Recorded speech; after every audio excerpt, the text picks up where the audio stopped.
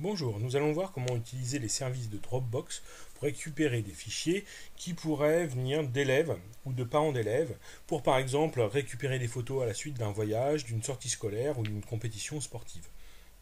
Effectivement, on se heurte souvent à un problème qui est de gérer des fichiers qui sont détenus par des personnes tierces et qui doivent être rapatriés vers le professeur. On procède habituellement à l'aide d'une clé USB, mais la démarche peut être vite pénible et fastidieuse. Pour cela, on peut simplifier la chose en créant une demande de fichier dans Dropbox qui fournira alors un lien où les parents ou les élèves pourront se connecter pour envoyer leurs fichiers vers votre Dropbox.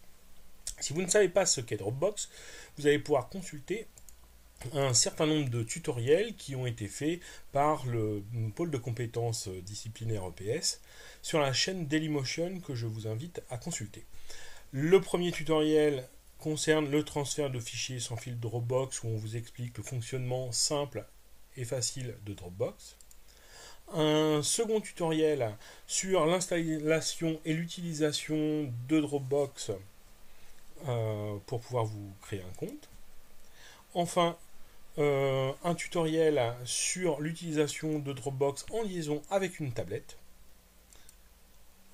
Et pour finir, comment intégrer votre compte Dropbox dans le NT76 ou le NT du département, le NT27 du département de l'Eure. Donc, nous allons, en tant qu'enseignant, créer maintenant un compte Dropbox a déjà été créé et nous allons créer une demande de fichier. Tout va se passer dans la demande de fichier. La demande de fichier ne se fait que par l'interface web de Dropbox. Donc vous n'aurez pas ce lien par l'intermédiaire des applications Android ou iOS. Il faut aller donc sur la page de Dropbox, vous connecter. Ici, je suis bien connecté en tant que Eric Gracias et je vais cliquer sur demande de fichier. Une fois que j'ai cliqué sur demande de fichier, on va ajouter une nouvelle demande de fichier en cliquant sur le gros carré bleu. On me demande de remplir un certain nombre de champs pour être un peu plus explicite envers les élèves ou les parents. Que demandez-vous? Eh bien, effectivement, le devoir de gymnastique.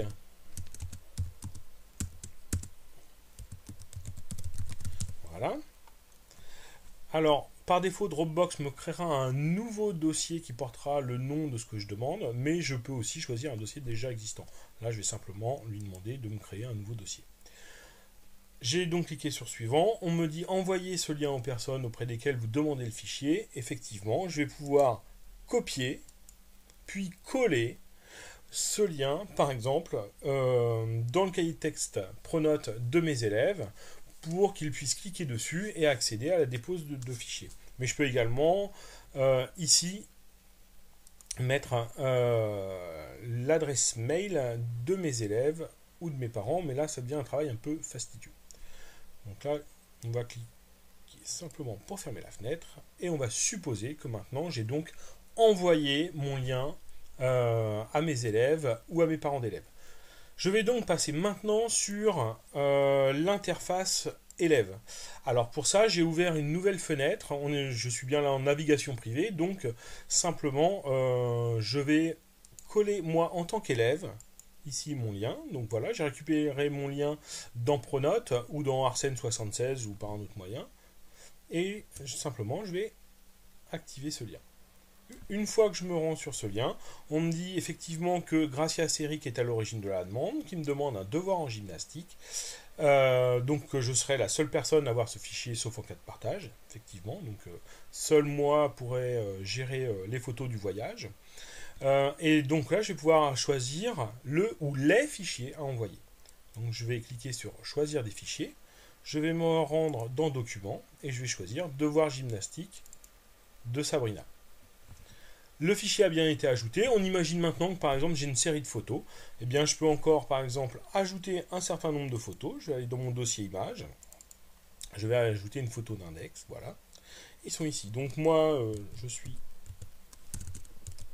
Sabrina Dupont. Et je vais rentrer une adresse mail. Alors peu importe si l'adresse mail est valide ou pas.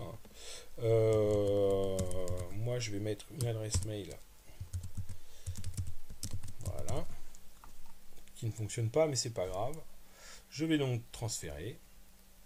On va me dire ensuite que le transfert est effectué, que l'opération est terminée et que donc j'ai fini mon transfert de fichier. Je vais donc retourner maintenant sur l'interface du professeur. Je vais donc fermer cette fenêtre, voilà, et je reviens maintenant sur l'interface du professeur. Ici, je vais rafraîchir la page et le professeur va avoir juste une petite chose de changer. Ici, j'ai bien toujours mon devoir en gymnastique et j'ai 2 envois. Je vais donc cliquer sur mon devoir gymnastique pour voir quels ont été les fichiers qui m'ont été envoyés. Effectivement, j'ai bien le devoir de Sabrina Dupont, devoir gymnastique.docx, et j'ai bien l'image de Sabrina Dupont qui m'a été envoyée. Les fichiers sont tagués du nom de l'expéditeur, ce qui peut faciliter également la gestion. Je peux les partager, les déplacer, ainsi de suite.